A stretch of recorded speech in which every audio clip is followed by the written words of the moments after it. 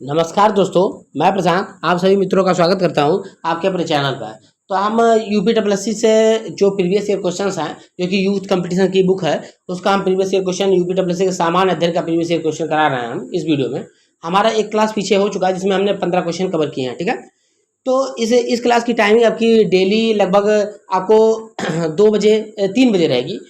3 PM आपकी daily timing इसकी रहेगी। 3 PM को आपका ये वीडियो जो डेली अपलोड हो जाया करेगा। इसकी अवधि मतलब कितने टाइमिंग रहेगी इसकी, देखिए 10 से 15 मिनट का ये वीडियो रहेगा जिसमें हम 15 क्वेश्चन करने का एकदम कोशिश करेंगे, ठीक है।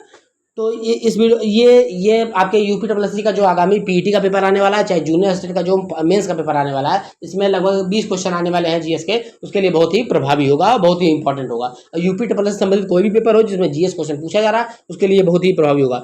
यूथ कंपटीशन की ये बुक है जो कि 2015 से लेके और जो रिसेंट में जो भी पेपर हुआ, रिसेंट में आपका जूनियर असिस्टेंट 1262 का पेपर हुआ था, वहां तक जो भी क्वेश्चन आए हैं जीएस के सारे इसमें समाहित हैं, ठीक है। तो हम उसका अच्छे से हल करा रहे हैं और उसका एक्सप्लेनेशन भी एक्सप्लेन कर रहे हैं, ठीक है। तो सभी मित्रों से अनुरोध है कि आप जरा चैनल को सब्सक्राइब करें, जरा वीडियो को शेयर करें, जरा लाइक करें। आप हमारे टेलीग्राम चैनल को भी ज्वाइन करें और हमारे व्हाट्सएप चैनल को भी ज्वाइन करें, जिसका लिंक आपको डिस्क्रिप्शन बॉक्स में मिल जाएगा, ठीक है। और हमारे अगर कोई मित्र बीपीओ की तैयारी कर रहे हैं या जूनियर असिस्टेंट की तैयारी कर रहे हैं तो आप हमारे पेड ग्रुप से भी जुड़ सकते हैं, जिसका आपको डिटेल हमारे टेलीग्राम चैनल पे व्हाट्सएप चैनल पे मिल जाएगा। अगर वहाँ पे आप नहीं ज्वाइन हो पा रहे हैं तो आप कमेंट बॉक्स में कमेंट कर दीजिए, वहाँ से आपको बता दिया जाएगा कि आपको जूनियर असिस्टेंट या बीपीओ के पेड ग्रुप में कैसे जुड़ना है, ठीक है। चलिए शुरू करते हैं हम आज की क्लास को। 15 क्वेश्चन तक हम कर चुके थे, आज हम 16 क्वेश्चन कोशिश है कि हमारा आज लगभग 35 क्वेश्चन तक करना है। देखिए कोशिश करेंगे कि 20 क्वेश्चन तक हो पाए, लेकिन अब 15 मिनट के अंदर ही रखना है वीडियो, तो अब जितना भी हो पाएगा हम उसको आराम से करने की कोशिश करेंगे, ठीक है।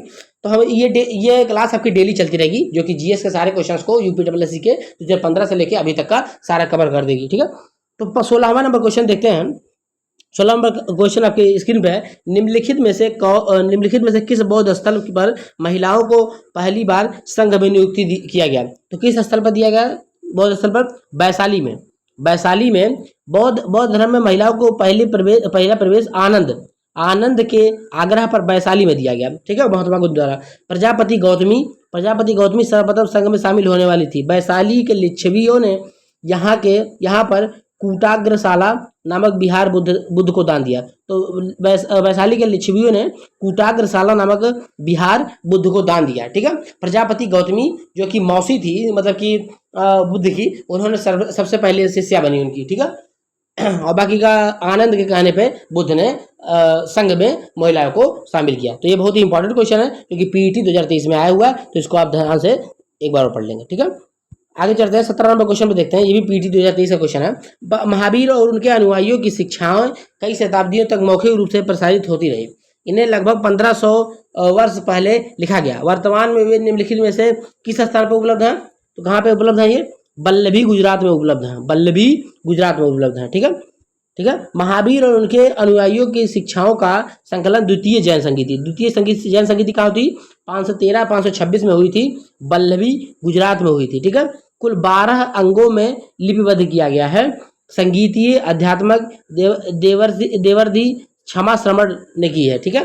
तो इसकी अध्यक्षता किसने की थी? इस संगीति की अध्यक्षता देवर्धि क्षमा श्रवण ने की थी। प्रथम जैन संगीत की अध्यक्षता स्थूलभद्र ने पाटलिपुत्र में की थी, जो कि 322 बीसी में चंद्रगुप्त मौर्य के समय में हुई थी। 322 बीसी में पहली हुई थी और दूसरा वल्लभी गुजरात में हुई थी 513 में, जिसकी अध्यक्षता देवर्धि क्षमा श्रवण ने की थी और पहले वाले की अध्यक्षता स्थूलभद्र ने की थी, ठीक है। तो ये बहुत अच्छा है। देखिए कल के वीडियो में कुछ मित्र ने बोला था कि आप थोड़ा सा अपने मतलब कि थोड़ा सा स्पीड धीमे करके बोला कीजिए, मतलब कि बहुत तेजी में होना चलिए कि जिससे उनको अच्छे से समझ आए। तो पिछले वीडियो में जो अभी हमने तेज बोला, मतलब जल्दी हमने किया कि देखिए क्वेश्चन भी करना रहता है, 15 मिनट के अंदर ड्यूरेशन रखना रहता है, ठीक है। तो इसीलिए हमने उसमें थोड़ा तेज कर दिया, तो उसके लिए मैं क्षमा प्रार्थी हूँ। इस वीडियो में थोड़ा आराम से चल रहा हूँ, ठीक है। क्वेश्चन नंबर 18 देखते हैं। महावीर स्वामी को जिन के नाम से जाना जाने लगा। जिन का क्या अर्थ है? जिन का अर्थ है आपका विजेता, ठीक है। महावीर स्वामी को कैवल्य प्राप्ति के बाद जिन उपाधि से विभूषित किया गया, जहां जिन का अर्थ है विजेता, जिन का अतिरिक्त अर्थ है आहार्य, योग्य, निर्ग्रंथ, बंधन रहित और केवलिन। जिन का अर्थ और भी है, आहार्य भी है, निर्ग्रंथ है और केवलिन भी है, ठीक है। जैन के प्रथम तीर्थंकर कौन थे? तो आदिनाथ ऋषभनाथ से, ठीक है। पहले तीर्थंकर आदिनाथ।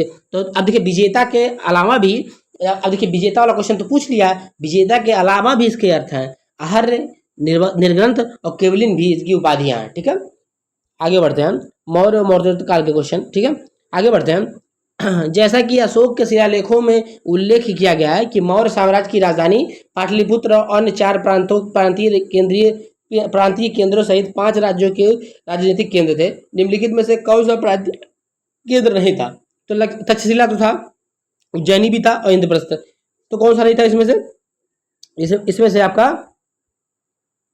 आपका इंद्रप्रस्थ नहीं था। ठीक है, उज्जैनी थी, सुवर्णगिरी भी थी और तक्षशिला थी। ठीक है, तो 5 राज्य थे उसमें। अब यहाँ पे राजधानियां दी हुई हैं। देखिए, मौर्य काल के 5 प्रांत थे जिनकी राजधानियां और यहाँ पे राज्य दिए गए हैं। ठीक है, तो यहाँ पे देख लेते हैं उत्तरापथ। पहले देखिए, पहला उत्तरापथ है जिसकी राजधानी तक्षशिला, दक्षिणापथ जिसकी राजधानी सुवर्णगिरी, अवंती राष्ट्र जिसकी राजधानी उज्जैनी, प्राची प्रदेश, पूर्वी प्रदेश जिसकी राजधानी पाटलिपुत्र और अंत में कलिंग को शामिल किया था जिसकी राजधानी तोसली है। इंद्रप्रस्थ मौर्यों का राजनीतिक केंद्र नहीं था।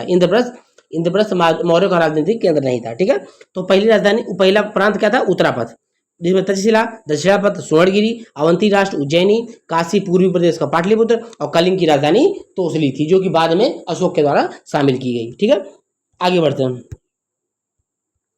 क्वेश्चन नंबर 20 देखते हैं। क्वेश्चन नंबर 20 देखिए आपके स्क्रीन पे है। देखिए, क्वेश्चन नंबर 20 में लिखा हुआ है कि निम्नलिखित में से किस संप्रदाय में बिंदुसार की रुचि थी?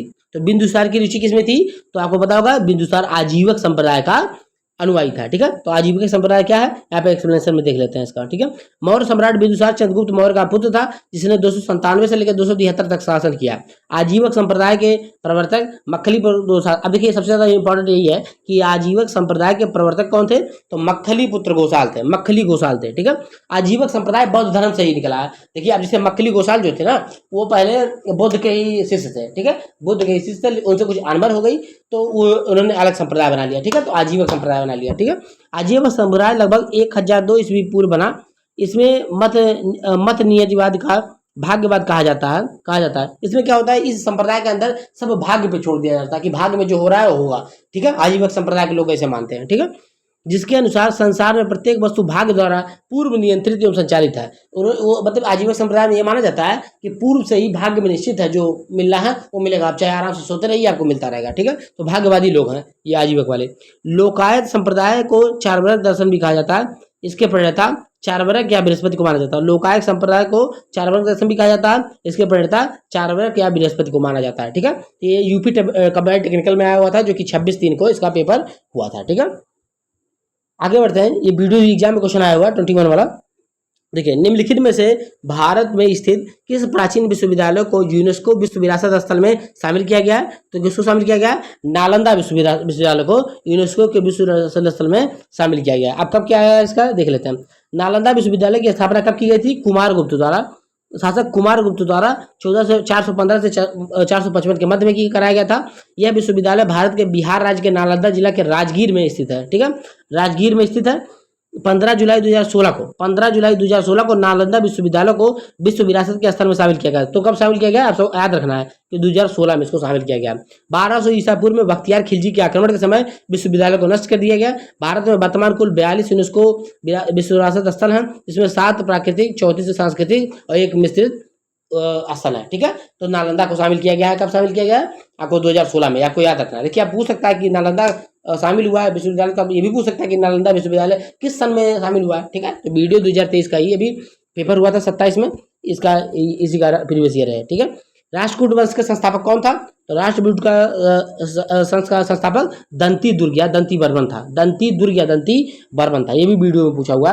देखिए, वीडियो का पेपर और जूनियर स्टैंड 1262 का पेपर और यूपी SSC पैट 2023 का पेपर, ये तीनों का लेवल बहुत अच्छा था पेपर में। ठीक है, पहली बार यूपी SSC में इस लेवल का पेपर आया। ठीक है, ये तीनों। ठीक है, बाकी का कंबाइंड टेक्निकल का भी ठीक था, लेकिन इन तीनों में लेवल एक अच्छा था। ठीक है, अब आगे देख लेते हैं। क्वेश्चन नंबर डी का एक्सप्लेनेशन देख लेते हैं। राष्ट्रकूट वंश का संस्थापक दंतीदुर्ग था, जो कि 735 से 756 ईस्वी था। इसकी राजधानी क्या थी? राजधानी सोलापुर महाराष्ट्र थी। इनको मान्यखेत भी कहा जाता है। मान्यखेत सोलापुर महाराष्ट्र थी। एलोरा के प्रसिद्ध कैलाश मंदिर का निर्माण राष्ट्रकूट शासक कृष्ण प्रथम ने कराया। तो एलोरा के मंदिर का निर्माण किसने कराया है? राष्ट्रकूट शासक कृष्ण प्रथम ने कराया। ठीक है, इनकी राजधानी क्या थी?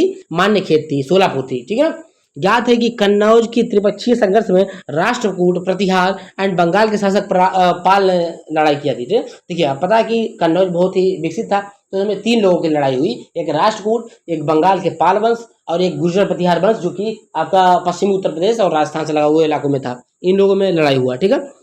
बाद में गुर्जर प्रतिहारों ने उस पर कब्जा कर लिया था, ठीक है।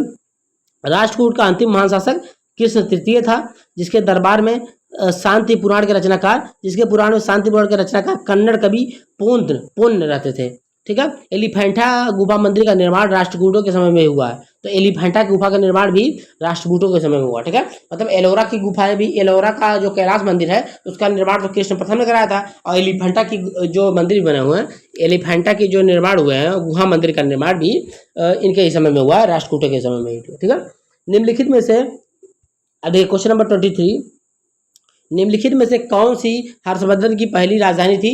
तो हर्षवर्धन की पहली राजधानी कौन सी थी? तो आपको पता होगा थानेश्वर का पुष्पभूति वंश, ठीक है। तो पहली राजधानी इसकी थानेश्वर थी। आपको पता है कि हर्षवर्धन का जो परिवार था वो मुख्यतः कन्नौज प्रशासन के लिए नहीं आया था, उनका वंश थानेश्वर हरियाणा का था, ठीक है। तो वो जो इसकी जब गिरिवर्मन की हत्या कर दी जाती है, जो कन्नौज के शासक था, किसके द्वारा? शशांक द्वारा, गौड़ नरेश शशांक द्वारा, जो कि शशांक शासक था बंगाल का, उसके द्वारा जब हत्या कर दी जाती है, तब हर्षवर्धन थानेश्वर से आता है यहाँ पे बदला लेने के लिए अपने बहन के पति का मृत्यु का, और अपने भाई का, इसका भाई भी तो मर जाता है, प्रभाकर वर्मन के लड़के हैं ना सभी, ठीक है। तो उसके भाई के मृत्यु का भी बदला लेता है, क्योंकि जो कि शशांक धोखे से मार देता है, ठीक है।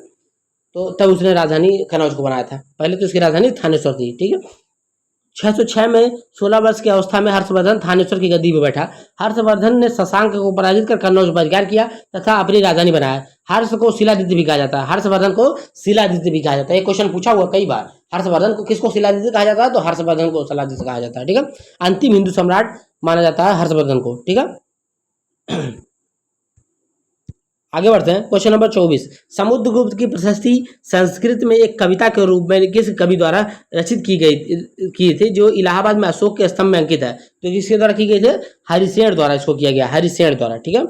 आगे बढ़ते हैं, इसका एक्सप्लेनेशन पढ़ लेते हैं। समुद्रगुप्त की प्रशस्ति संस्कृत में एक कविता के रूप में अंकित की गई हरिसेन द्वारा, जिसे इलाहाबाद में अशोक स्तंभ पर अंकित किया गया है। समुद्रगुप्त की विजय का प्रमुख स्रोत प्रयागराज स्तंभ है, जो कि चंपू शैली में लिखा गया। आप पूछ सकते हैं कि प्रयागराज स्तंभ किस शैली में लिखा गया है? चंपू शैली में लिखा गया है, ठीक है। आगे बढ़ते हैं, क्वेश्चन नंबर 25, निम्नलिखित में से कौन सी नदी ऐतिहासिक रूप से कर्नाटका के दक्षिण के बंटवाल नदी के रूप में जानी जाती है?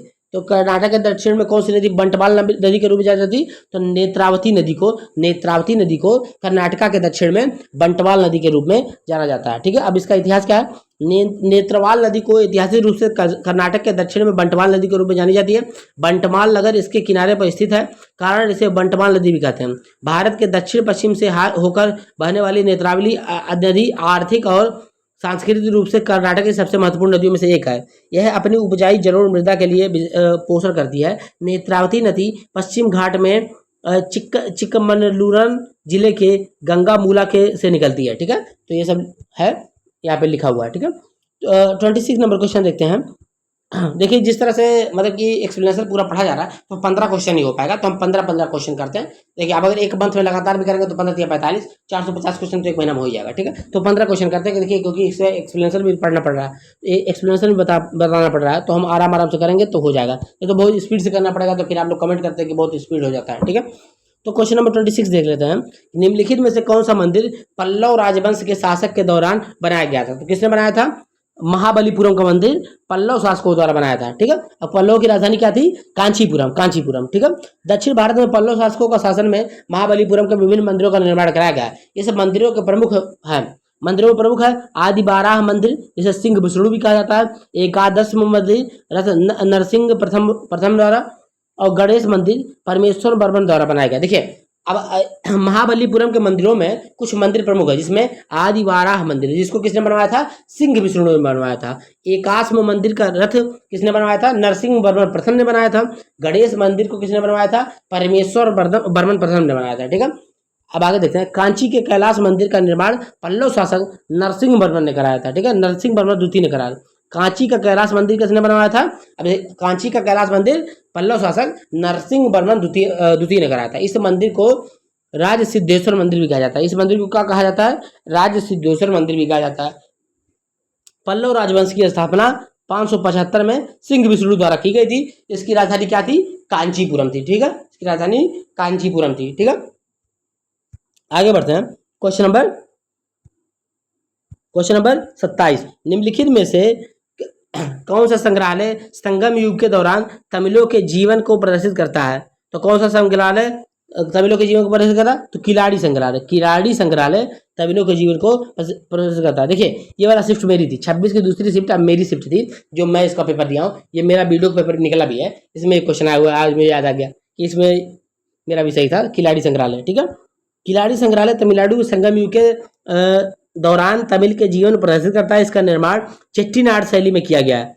अब देखिए, किलाड़ी संग्रहालय का निर्माण कैसे किया? चेट्टीनाड शैली में किया गया। किलाड़ी तमिलनाडु के शिवगंगा जिले में स्थित बैगई नदी के तट पर स्थित संगम काल का एक नगरीय बस्ती है। तो किलाड़ी कौन सा है? किलाड़ी तमिलनाडु के शिवगंगा जिले के बैगई नदी के तट पर संगम काल का एक नगरीय बस्ती है। ठीक है, तो इसमें ये लिखा हुआ है किलाड़ी के बारे में। ठीक है, क्वेश्चन नंबर 28 देखते हैं। चोल साम्राज्य के संस्थापक निम्नलिखित में से कौन थे? तो चोल साम्राज्य के विजयालय चोल। ठीक है, विजयालय चोल को चोल साम्राज्य का संस्थापक बनाया जाता है। ठीक है, चोल साम्राज्य की स्थापना विजयालय चोल द्वारा की गई थी। चोल 9वीं शताब्दी में शुरू हुआ, उन्होंने पल्लवों को हराया। इसका शासन 13वीं शताब्दी में 5 से अधिक शताब्दियों तक चलता रहा। ठीक है, आगे बढ़ते हैं। शूद्रक द्वारा लिखित मृच्छकटिक का साहित्यिक प्रकार निम्नलिखित में से कौन सा? तो मृच्छकटिकम का साहित्यिक प्रकार कौन सा है? तो नाटक है। मृच्छकटिक क्या है? एक नाटक है, वीडियो के एग्जाम में पूछा गया। शूद्रक द्वारा लिखित मृच्छकटिकम एक संस्कृत साहित्यिक नाटक है। मृच्छकटिकम का अर्थ है मिट्टी का खिलौना। मृच्छकटिकम का अर्थ है मिट्टी का खिलौना। इस नाटक में इसका नायक क्या है? चारुदत्त तथा गणिका वसंत सेना के प्रेम कथा कि विभिन्न सामाजिक परिस्थितियों का वर्णन किया गया। नायक चारुदत्त और गणिका वसंत सेना के प्रेम कथा का वर्णन किसमें किया गया है? तो मृच्छकटिकम में किया गया है। अब पूछ सकता है ना कि नाटक मृच्छकटिकम में किसके प्रेम कथा का वर्णन किया गया? तो चारु कथा एवं गणिका वसंत सेना के प्रेम का वर्णन मृच्छकटिकम में किया गया है। ठीक है, आज का क्लास का लास्ट क्वेश्चन है आपका, तमिल व्याकरण की कौन सी रचना है जिन्हें तमिल साहित्य की सबसे पुरानी मौजूदा रचना कहा जाता है? तो सबसे पुरानी रचना कौन सी? तोलक्काप्रियम। तोलक्काप्रियम सबसे पुरानी रचना है तमिल साहित्य की। ठीक है, तोलक्काप्रियम सबसे प्राचीन विद्यमान तमिल व्याकरण है, ग्रंथ है, जो तमिल साहित्य को सबसे पुरानी रचना है। तोलक्काप्पियर द्वारा रचित ये ग्रंथ किसने रचित की थी? तो तोलक्काप्पियम की रचना तोलक्काप्पियर ने की थी। यह ग्रंथ उस समय के राजनीतिक और सामाजिक आर्थिक स्थिति को जानकारी प्रदान करता है। यह ग्रंथ 9 खंडों में तथा 3 भागों में विभाजित व्याकरण और काव्य का अनूठा ग्रंथ है। तो ये किसका ग्रंथ है? व्याकरण और